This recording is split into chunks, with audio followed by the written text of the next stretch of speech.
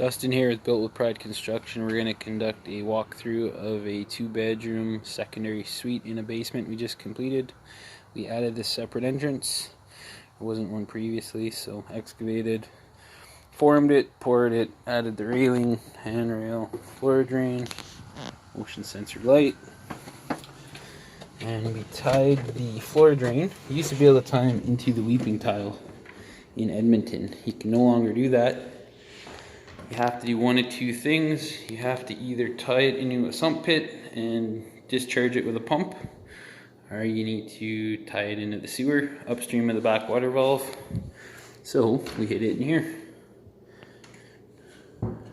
Worked out pretty well. It's a nice layout. You come in, it's nice, big, open, bright.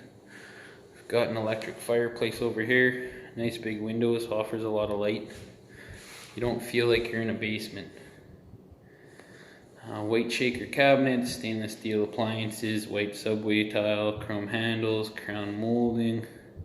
I think it turned out pretty nice. Flat stock baseboards and casings.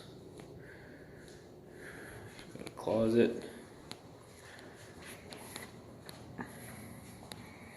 Did some upgrades in the bathroom as well. Glass shower door.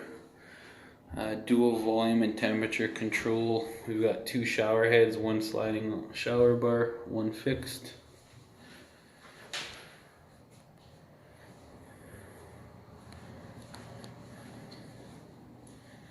Bedroom.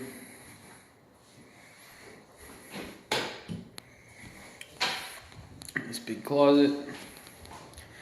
Here's your second bedroom. Yeah, nice big open windows, LED lights. Helps brighten the space up.